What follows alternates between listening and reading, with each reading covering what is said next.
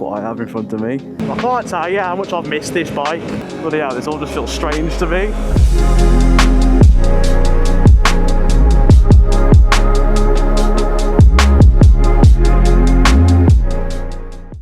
So, if you're new here, here's a quick recap. So, part 1 explains the full story, but basically a couple of weeks ago, 2 thieves tried to steal my Yamaha MT-03 from my driveway. Fortunately, they did fail, but they did leave me with a snapped steering lock, knocked the forks out of alignment, and somehow managed to break my headlight. So, it meant the bike had to go away for repair, but today, I'm finally getting it back. Look what I have in front of me. Brand new ignition. Let's start it. Oh, bloody hell, it sounds louder than I remember it. I feel like I haven't seen this bike in what feels like forever. 3 weeks and 1 day. This feels weird. Bloody hell, this all just feels strange to me. Oh, this is mad. Back on the MT-03. Brand new OEM ignition barrel. So that's everything set and done on this bike. I've got loads of things at home waiting to go on this. R6 throttle tube has been waiting for 3 weeks.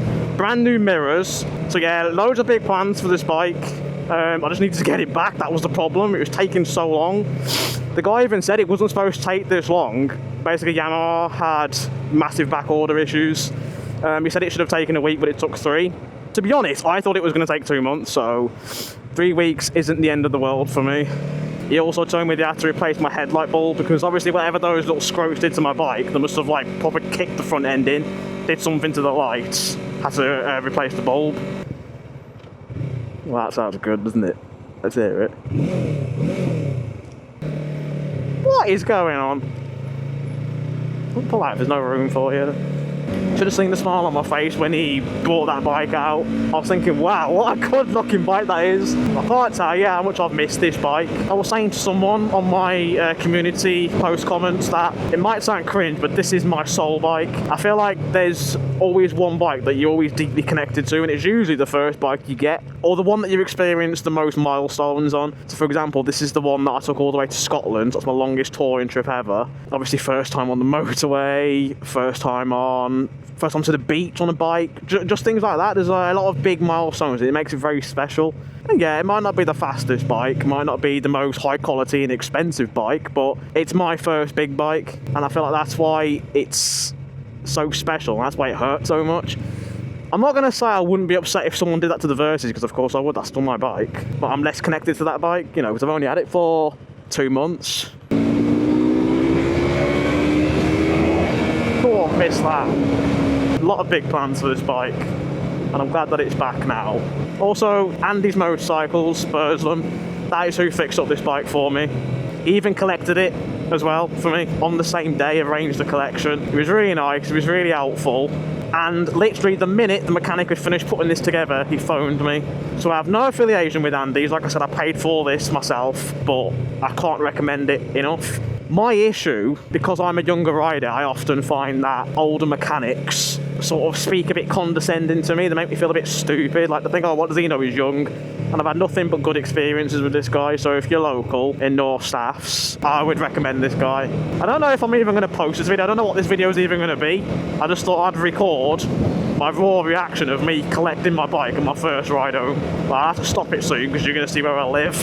but if it makes it into a video and you've watched this far, thank you for watching, as always, and thank you for being patient with me whilst I waited for this to be fixed, and obviously me being quite upset about the situation, maybe not the most positive person in the world. Thank you for all just sticking around for that, and all the kind words of encouragement. If you don't already look at my community posts, then please do, because that's where you'll keep the most up to date with me. I post there frequently throughout the week.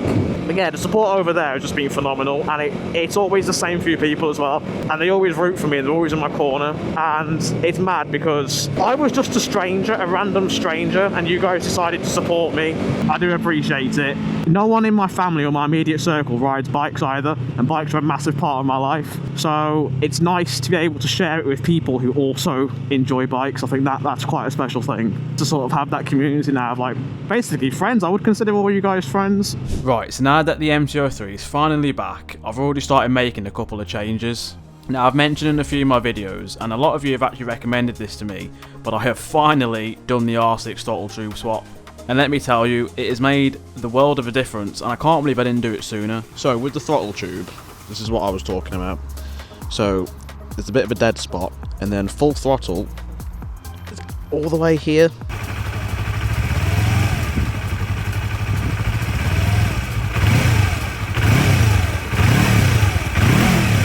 Also, I've now screwed on that little bracket. I realised it was hanging off after I'd filmed this video.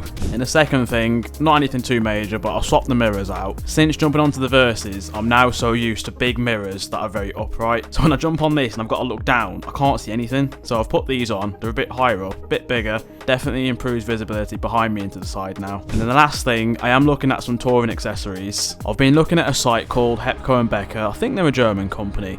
And I've never seen anything like this. It replaces the pillion seat with the rack, so there's no long tail sticking out, like is what I used to have, and you can thread rock straps through these parts here.